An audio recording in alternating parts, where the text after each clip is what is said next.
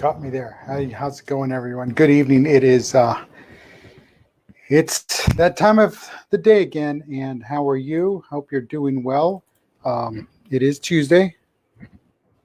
There we go. And it is April 7th. And I messed that up. But hey, how's it going? How are you? Dave Guerra here. Let's have a chat about leadership for Tuesday, April 7, 2020. As always, I'm your host. And this is the show. Let's have a chat about leadership, where I remind you and we work with everyone, knowing that everyone is either a leader or a future leader. And that's the premise of the show. That's what the show is all about. That's what we base it on, and how we share and we grow and we become better because, hey, we're either leaders or future leaders. That's it. That's it. So how are you? That being the case, it is Tuesday and it's all about today. Typically, we talk about leadership in the news. However, I want to expand a little bit more into what I talked about yesterday, because as I was doing it, I was thinking, you know what, this is a good idea. This 10 minutes here, just slamming all these mistakes, all these issues into one episode is not enough. It's not going to cut it. So we're going to go into a 3-day mode today, tomorrow, and Thursday. And then not tomorrow. No, I'm going to do a recorded one. Yes, there's going to be a special episode for tomorrow. So it's going to be recorded, pre-recorded. It will not be live because I'm doing the sports show with my brother. And then on Thursday, I'll be back here. Then on Friday, we do the Forbes Friday and we close out the work week. But again, a lot of stuff going on, a lot of stuff happening. So let's have a chat about time management. And I talked yesterday about the 8 mistakes that people have with time management. Some of these are going to sound a little familiar, but we're going to take just a little deeper dive, go a little bit slower pace, an intentional slower pace, because sometimes we need that amplification. We need to actually get into it, and we really need to break it down. So let's start with number 1. Create a daily plan. Create a daily plan. I showed you that notepad yesterday. It's my notepad. This morning when I opened it up, it was a clean sheet of paper, and I took care of business, and then I'll start again tomorrow morning with a new clean sheet of paper, and then we'll just go forward, and the day after that and the day after that. But I create a plan. I have a plan. I lay out what must be done, what I have to do. What must be done has got top priority. What I have to do, what's non-negotiable, what's scheduled to be done, and when it's scheduled to be done. And then I fill in the blanks when I have room. Stuff like prep for the next day's work. Ensure that training material is ready to go. Ensure that whatever it is I need to do, or whatever I'm teaching, whatever I'm talking about, is ready to go. No other way. So that being said, get a daily plan. Create a daily plan and stick to it. Now, it'll be hard if you've never created a daily plan. I understand that. It'll be difficult. But you know what? Get started. And start every day, including the weekends, at least for the first 21 days. Because remember what they say. It takes 21 days to build a habit, but 90 days to build a lifestyle. So think about that. So next. Assign a time limit to each task. Everything in your plan, assign a time limit. I know that when I'm doing some trainings, I know that I have either a 2-hour block or a 2.5-hour block or a 3-hour block. I very seldom have a 1-hour block because I build in for Q&A, I build in for issues, I build in what needs, for the contingencies. And the same thing with whatever you're doing. Build in for that. Plan for that. Have a buffer on both ends of it, but assign a hard time limit, especially when you're under the gun, especially when you have projects that need to get done, especially when the deadline is just right over the horizon. You're cresting that and you can see it. So again, assign a time limit to each task that you're doing. Create and use a calendar. And I'm talking about one of those big calendars that you can throw up on the wall, or you can do it on a spreadsheet, or you can use your Microsoft Outlook or your Google Calendar, whatever. But create and use a calendar, stick to it. That way you get the big picture. Don't stay on the week or the work. Don't stay on the work week, and definitely don't go to the day. Go to the month. That way you can see everything that's going on. You start seeing some repetitive patterns, and that's where you start building the lifestyle. You have your habits, but the lifestyle is you start seeing these repetitive patterns. Okay, so I'll use this as smokers. Cigarette smokers. That's a habit. It's a nasty habit. It's a bad habit. I know. but you smoke whenever you can. The smokers will smoke whenever they can. They'll just break out a cigarette now if they're doing something else. So that's the habit, is they've got to be smoking. They're hooked, right? But the lifestyle is where they actually plan out that when they're going to go smoke. Yeah, and there's some people that actually do that. Oh, well, from 10 to 10:15 every morning, I am smoking a cigarette. 3 to 3:05, I'm smoking 2 cigarettes. Whatever the deal is. And the same thing goes. Lifestyle. It's a lifestyle at that point. It's now part of your life. It's ingrained in part of your life. No longer is it just a habit. Now your life revolves around with it in it. So again, use the big calendar to see those big patterns. That way you can start seeing, hey, what is really, truly going on. Assemble and use an organizer. Yeah, use an organizer. So you take that calendar, you take it off the wall, you take it off the virtual, off your desktop, and now you have an organizer. And now it goes into a binder. It goes into something tangible that you can carry around. And yes, you can even carry this around. That's up to you. But what I'm getting at is you use an organizer. That way you know where everything's at. I have my leather messenger bag over here, and that's why even stuff that I'm not moving, and hasn't moved in about 2 weeks. But guess what?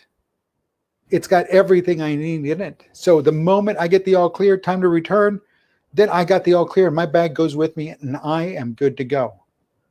I am good to go. But the thing is with the organizer, you've got to stay organized, meaning make sure you're putting stuff back where it belongs.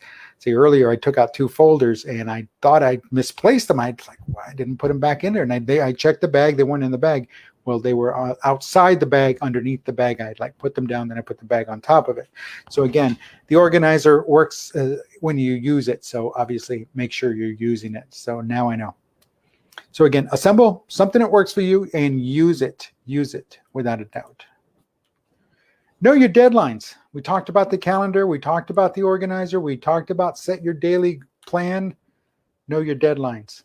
Know when things are due and start backward planning. I call it backward planning because you begin with the end in mind. That's a 7 habit right there. It's highly effective people. That's a habit. Begin with the end in mind. So it's called backward planning. That's what we called it in the military. Backward planning.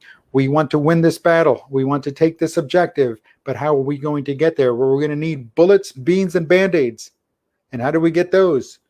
Well, we get them because we talk to supply, okay? And who's going to carry, and who's going to use, and who's going to shoot, and who's going to eat all those beans, bullets, and Band-Aids? Not necessarily in that order, but who's going to do that? Well, we have the troops, the soldiers.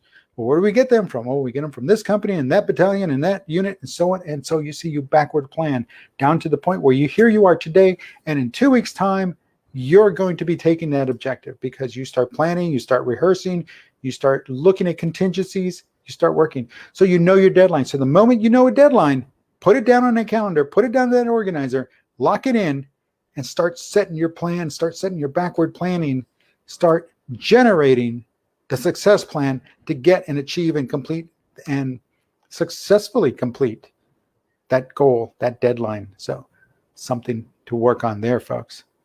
Next, learn to say no. It's okay. Even in these trying times, it's okay to say no. Don't compromise yourself. Do not compromise yourself.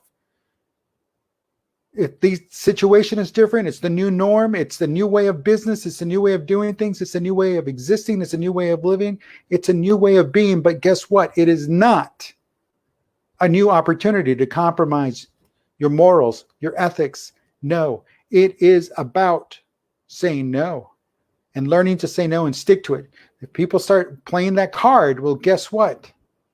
It doesn't fly because they don't need to play that card because, again, guess what? We're all in the same boat. This COVID-19 is the great equalizer. So people start playing that card, oh, poor woe is me. No. Because, again, we are all in the same boat. No one is more than others. We're all in the same boat.